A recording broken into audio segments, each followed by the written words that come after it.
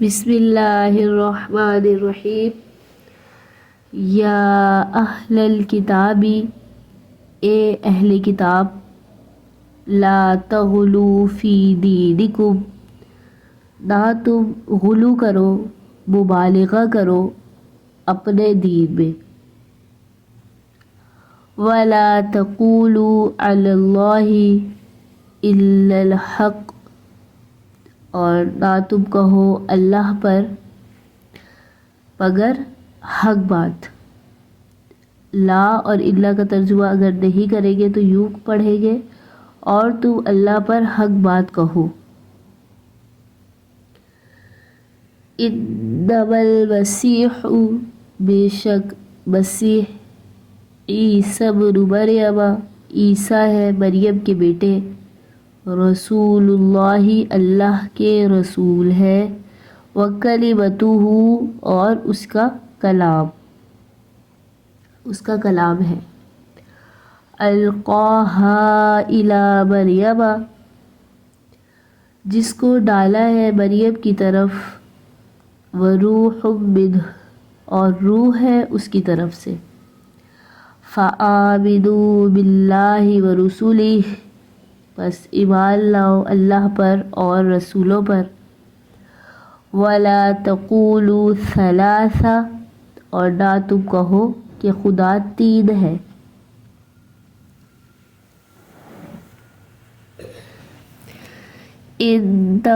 انتہوا خیرا لکم، باز آ جاؤ تم، یعنی چھوڑ دو تم اس بات کو تو بہتر ہوگا تمہارے لیے۔ انما اللہ الہ واحد، بے شک اللہ الہ واحد، ایک معبود ہے، سبحانہ، وہ پاک ذات ہے، ان یکون لہ ولد، یہ کہ ہو اس کی کوئی اولاد، وہ اس سے پاک ہے، اس سے منزہ ہے، مبرہ ہے، لہو ما فی السماوات و ما فی الارض، اسی کے لیے ہے جو آسمانوں میں ہے اور جو زمین میں ہے، وکفی باللہ وکیلا، اور اللہ تعالیٰ کافی ہے، کارساز ہے۔ اس آیت میں اللہ تعالیٰ فرماتا ہے کہ اپنے دین میں غلو نہ کرو۔ اہل کتاب اپنے انبیاء کی تعریف میں غلو سے کام لیتے تھے، حد سے نکل جاتے، اللہ اور اللہ کا بیٹا، انبیاء کو خدا کہتے اور خدا کا بیٹا کہنے لگتے۔ تو اللہ تعالیٰ فرماتا ہے کہ دین کی بات میں مبالغہ مت کرو، اور جس سے اعتقاد ہو اس کی تعریف میں حد سے نہ بڑھو، جتنی بات تحقیق ہو اس سے زیادہ نہ کہو، اللہ تعالیٰ کی شان مقدس میں بھی وہی بات کہو جو سچی ہے، محقق ہے، اپنی طرف سے کچھ مت کہو۔ تم نے یہ کیا مذہب کیا کہ حضرت عیسیٰ کو، جو کہ رسول اللہ ہے، اللہ کے حکم سے پیدا ہوئے تھے، ان کو وحی کے خلاف اللہ کا بیٹا کہنے لگے اور تین خدا کے معتقد ہو گئے، ایک خدا، دوسرے حضرت عیسیٰ، تیسرے حضرت مریم، ثلاثہ کا یہ مطلب ہے۔ ان باتوں سے باز آ جاؤ، اللہ تعالیٰ واحد ہے اور یکتا ہے، کوئی اس کا شریک نہیں اور نہ کوئی اس کا بیٹا ہے، اس کی ذات پاک ہے، منزہ ہے، مبرہ ہے، مقدس ہے۔ یہ تمام خرابی اس وجہ سے ہے کہ تم نے وحی کی اطاعت اور پابندی نہیں کی۔ وحی کی اطاعت کرتے تو اللہ کے لیے بیٹا نہ مانتے اور تین خدا کے قائل ہو کر مشرک نہ ہوتے، اور محمد صلی اللہ علیہ وآلہ وسلم جو سید الرسل ہے، قرآن مجید جو افضل الکتب ہے، افضل ترین کتاب ہے، اس کی تکذیب کر کے آج ڈبل کافر نہ بنتے۔ اہل کتاب کے ایک فریق نے تو حضرت عیسیٰ علیہ السلام کو رسول بھی نہ مانا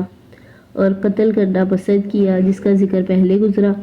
دوسرے فریق نے ان کو خدا کا بیٹا کہا تو دونوں ہی کافر ہو گئے۔ دونوں فریق کی گمراہی کا سبب یہی ہوا کہ وحی کا خلاف کیا، اس سے ظاہر ہو گیا کہ نجات وحی کی اطاعت میں مطابعت میں منحصر ہے۔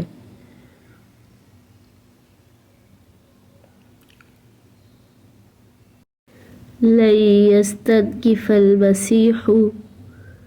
ہرگز نہیں عار ہے مسیح کو، ان یکون عبدا للہ، یہ کہ وہ بندہ ہو اللہ کا،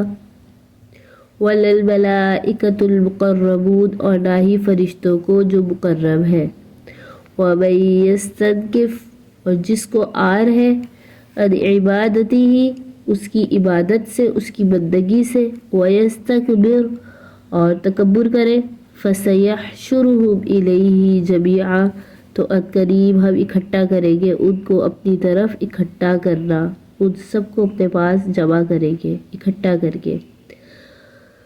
فَأَمَّا الَّذِينَ آمَنُوا، پس بہرحال وہ لوگ جو ایمان لائے، وَعَمِلُوا الصَّالِحَاتِ، اور عمل کیے اچھے، فَيُوَفِّيهِمْ، عنقریب ان کو پورا دیا جائے گا، أُجُورَهُمْ، سو ان کو پورا دیا جائے گا ان کا اجر، ان کا ثواب، وَيَزِيدُهُمْ مِنْ فَضْلِهِ، اور زیادہ دیا جائے گا اپنے فضل سے۔ وَأَمَّا الَّذِينَ اسْتَنكَفُوا، اور بہرحال وہ لوگ جو عار محسوس کرتے ہیں، وَاسْتَكْبَرُوا، اور تکبر کرتے ہیں، فَيُعَذِّبُهُمْ عَذَابًا أَلِيمًا، تو عنقریب ان کو عذاب دیا جائے گا، دردناک عذاب، وَلَا يَجِدُونَ لَهُمْ، اور نہیں پائیں گے وہ، من دون اللہ، اللہ کے سوا، وَلِيًّا وَلَا نَصِيرًا، نہ کوئی دوست نہ کوئی مددگار۔ اللہ تعالیٰ اس آیت میں فرماتا ہے کہ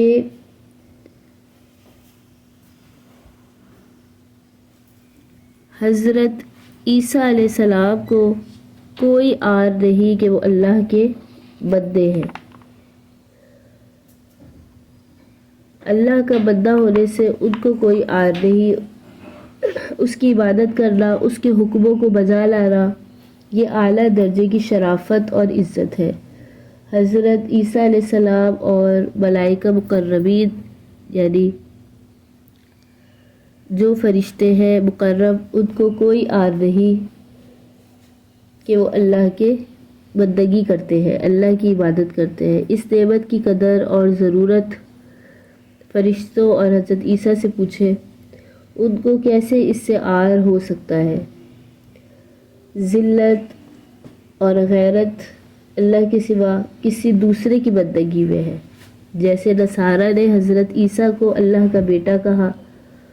اور مشرکین نے فرشتوں کو اللہ کی بیٹیاں کہا۔ اللہ کی بندگی سے سرکشی کرنے والوں کی سزا اس آیت میں بیان فرمائی کہ جو لوگ عار محسوس کرتے ہیں اللہ کی بندگی سے اور تکبر کرتے ہیں، ان سب کو اکٹھا جمع کیا جائے گا۔ ایک روز سب کو اللہ کے سامنے جمع ہونا ہے، حساب دینا ہے، سو جو لوگ ایمان لائے اور انہوں نے نیک کام کیے، یعنی اللہ کی بندگی کی، ان کو ان کے کاموں کا پورا ثواب ملے گا، بلکہ اللہ کے فضل سے بڑی بڑی نعمتیں ان کے ثواب پہ اور زیادہ عنایت ہوگی۔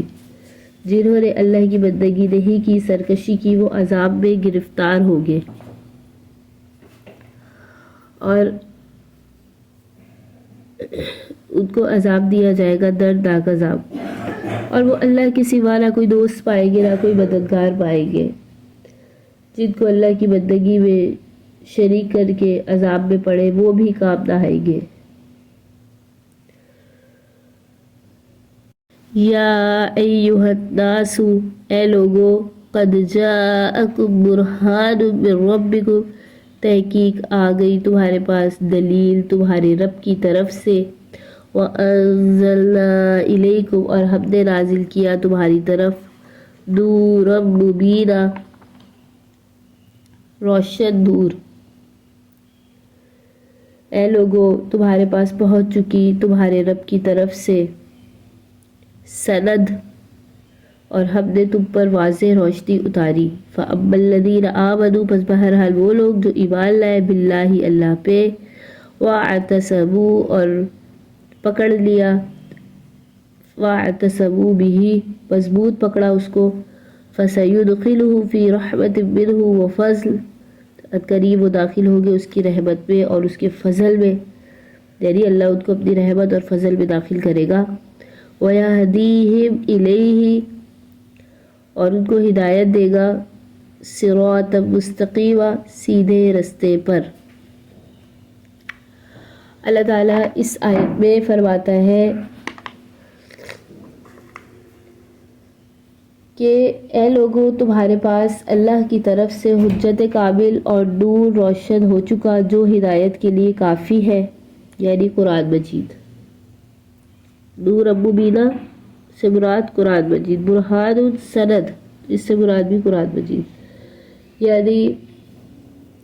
قرآن مجید کسی تعامل تردد کی اس میں گنجائش نہیں۔ جو کوئی اللہ پر ایمان لائے گا، اس مقدس کتاب کو مضبوط پکڑے گا، واعتصموا بہ یعنی اس کتاب پر عمل کرے گا، اس کے مطابق فیصلے کرے گا، اور اللہ کی رحمت اور فضل میں وہ شخص داخل ہوگا اور براہ راست وہ ہدایت تک پہنچے گا، اور جو اس کے خلاف کرے گا وہ گمراہی میں ہے اور خرابی میں ہے۔ یستفتونک وہ پوچھتے ہیں آپ سے، وہ سوال کرتے ہیں آپ سے، قل اللہ یفتیکم فی الکلالہ کہہ دیجئے کہ اللہ تعالیٰ تم کو حکم دیتا ہے کلالہ کے بارے میں، اللہ تم کو فتویٰ دیتا ہے، یفتیکم حکم دیتا ہے کلالہ کے بارے میں، ان امرؤ ہلک کہ اگر کوئی مرد ہو اور وہ مر گیا، لیس لہ ولد نہ ہو اس کا کوئی بیٹا، وَلَهُ أُخْتٌ اور اس کی ہو بہن، ایک بہن ہو، فَلَهَا نِصْفُ مَا تَرَكَ تو اس کے لیے نصف حصہ ہے جو ترکے میں چھوڑا جائے، وَهُوَ يَرِثُهَا اور وہ بھائی وارث ہوگا، إِن لَّمْ يَكُن لَّهَا وَلَدٌ اگر نہ ہو اس کا کوئی بیٹا، یعنی بھائی وارث ہے اس بہن کا اگر کوئی بیٹا نہ ہو۔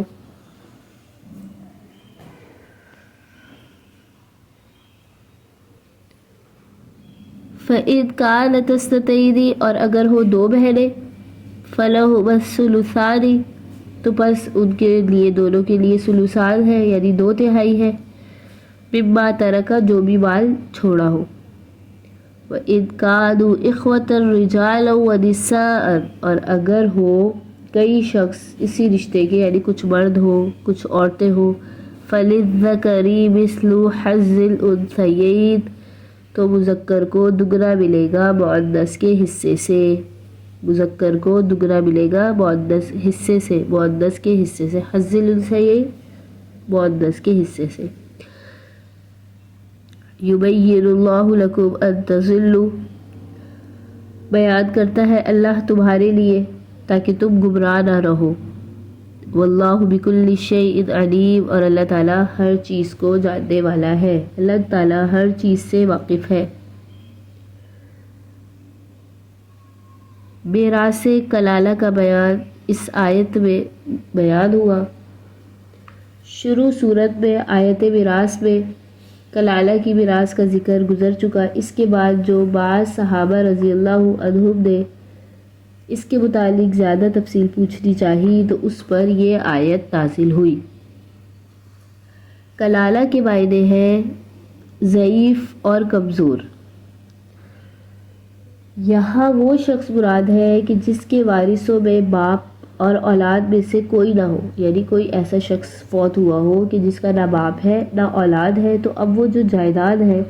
وہ کس کو دی جائے؟ اب وہ جو شخص فوت ہوا ہے یا تو وہ آدمی ہوگا، اور اگر وہ عورت ہوئی اور اس کا بھی اسی طرح ہے کہ کوئی بھی نہ ہو اولاد میں سے یا ماں باپ میں سے، تو پھر وہ ترکہ کس کو ملے گا؟ جیسے پہلے بیان ہوا کہ اصلی وارث جو ہے وہ والد اور ولد ہے، باپ اور بیٹا، یہ اصلی وارث ہے۔ جس کے یہ نہیں ہوگے وارث تو اس کے حقیقی بہن بھائی، یعنی جو ماں باپ شریک اس کے بہن بھائی ہے، بہن بھائی حقیقی، پھر وہ بیٹا یا بیٹی کے حکم میں آ جائیں گے، ان کو ملے گا۔ اور اگر حقیقی بہن بھائی بھی نہ ہو تو پھر ستیلوں کا حکم ہے، یعنی جو باپ میں شریک ہے، جو ماں میں شریک ہے، ان کے حصے تو اللہ نے مقرر فرمائے، خیافی بہن بھائیوں کے حصے تو اللہ نے شروع صورت میں مقرر فرمائے، لیکن جو باپ میں شریک ہے،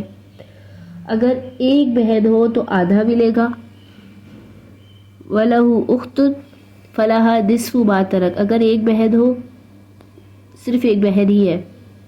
اور اولاد وغیرہ ماں باپ کوئی نہیں ہے میت کا، تو اس کو آدھا حصہ ملے گا جو بھی چھوڑا ہے، ترکہ وغیرہ۔ اگر ایک بہن ہے تو آدھا، اور دو بہنیں ہیں یا دو سے زیادہ بہنیں ہیں، اور اگر بھائی اور بہن دونوں موجود ہیں تو مرد کو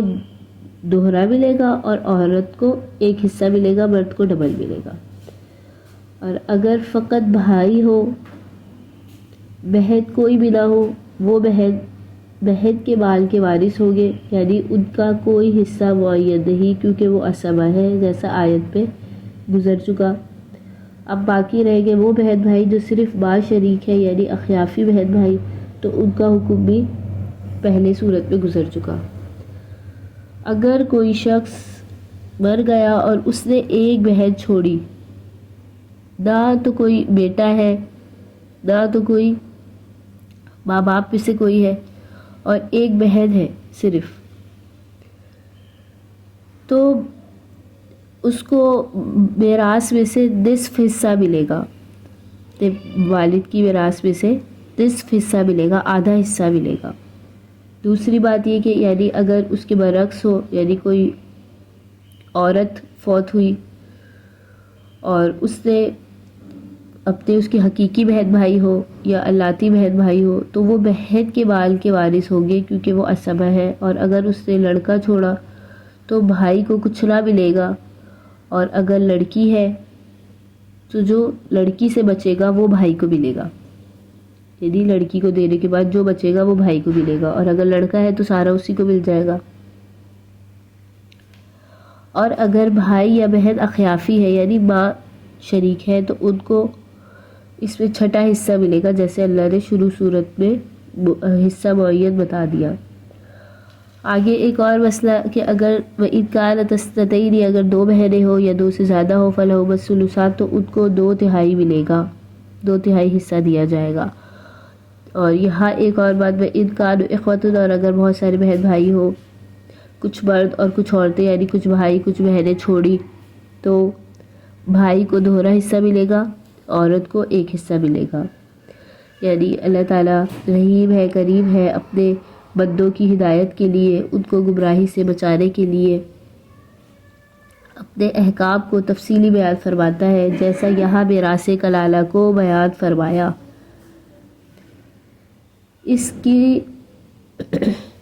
اس میں کوئی غرض نہیں، وہ سب سے غنی اور بے نیاز ہے، تو اب جو اس مہربانی کی قدر نہ کرے بلکہ اس کے حکم سے انحراف کرے تو اس کا کیا ٹھکانہ ہوگا۔ اس سے معلوم ہو گیا کہ بندے کو اللہ کے احکام کی تابعداری لازم ہے۔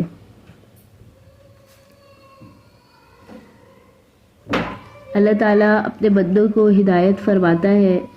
اب فرما دیا کہ اس کو سب چیزیں معلوم ہے، مطلب یہ نکلا کہ جو بھی مسائل جو ضرورت پیش آئے اس کو پوچھ لو۔ اس ارشاد میں صحابہ کرام رضی اللہ تعالیٰ عنہ نے جو کلالہ کے مسئلے میں پوچھا تھا اس کی طرف اشارہ ہے، اور ترغیب کی طرف اشارہ سمجھ میں آتا ہے کہ اللہ تعالیٰ سب کچھ جانتا ہے، یعنی تم نہیں جانتے، تم تو یہ بھی نہیں بتا سکے کہ کلالہ اور اس کے سوا دیگر صورتوں میں جو حصہ مقرر ہے اس کی وجہ حقیقت کیا ہے۔ پھر آدمی کی عقل اس قابل کیسے ہو سکتی ہے کہ اس کے بھروسے سے اللہ تعالیٰ کی ذات و صفات میں وحی کے خلاف پر جرات کرے۔ تو اس جگہ پر کلالہ کے حکم اور اس کے سبب نزول کو بیان فرمایا۔ Subscribe Sukuni Kalp.